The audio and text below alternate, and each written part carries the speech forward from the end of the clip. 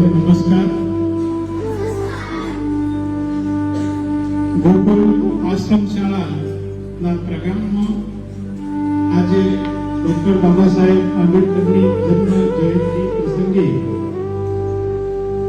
આ સંસ્થાની અંદર ઉપસ્થિત ભાઈ શ્રી વિરલભાઈ, જયેશભાઈ, બેનશ્રી, શાળાના આચાર્યશ્રી, અન્ય ટ્રસ્ટીઓ અને વિદ્યાર્થી ભાઈ,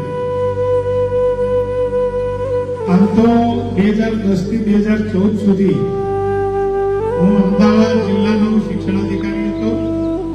અમદાવાદ શહેર જિલ્લો બંને મારા તાબામાં હતો. પરંતુ આ સંસ્થા આજે જ મારા ધ્યાન ઉપર હતી. મેં આચાર્ય સાહેબને પૂછ્યું કે તમે ક્યારે અમારા અધિકારીઓને મળેલા? એટલે કે મળેલા ખરા, પરંતુ આટલી બધી સારી પ્રવૃત્તિ થાય એ પ્રવૃત્તિ જિલ્લાનો જે વડો હોય એના ધ્યાન પર લાગવી જરૂરી છે. તો ક્યારેક એના કારણે પણ સંસ્થાની પ્રગતિમાં જિલ્લા શિક્ષણાધિકારી સારો ફાળો આપી શકે.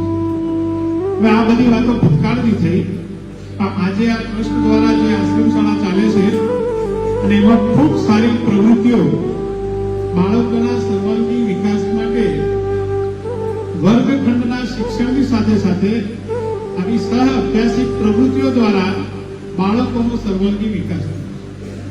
શરૂઆતમાં અમારું સ્વાગત કર્યું એ વખતે મલખમના દાવ તમે જોયા. હું 1976માં જૂની એસએસસી પાસ થયો. એ વખતે અમારી હાઈસ્કૂલ જયેશભાઈના પપ્પા અમે બધા એક જ હાઈસ્કૂલમાં ભણતા હતા, ભણવા હાઈસ્કૂલ ત્રિભુવન વિદ્યાલય ભણવા.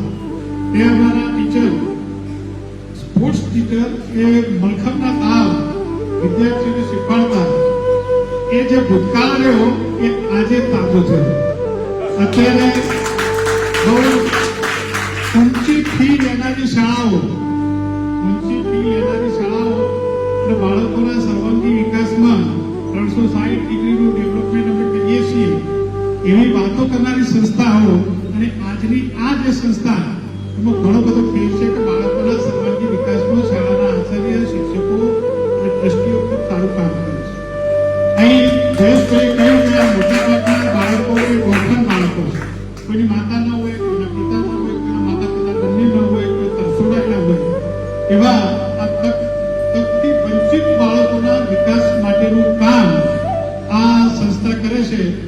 એને હું ખૂબ ખૂબ અભિનંદન આપું છું.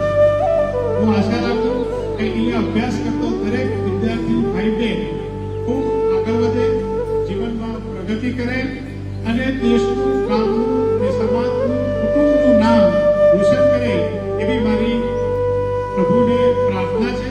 અને એમાં કોઈ શંકા નથી. તમે વ્યક્ત કરશો કે નહીં કરો, ખૂબ આગળ વધવાનો છે એમાં કોઈ શંકા નથી. કારણ કે તમને પાયાનું શિક્ષણ અહીંયા આશ્રમ શાળા આપે છે. એટલે દરેક મિત્રોને હું અભિનંદન આપું છું.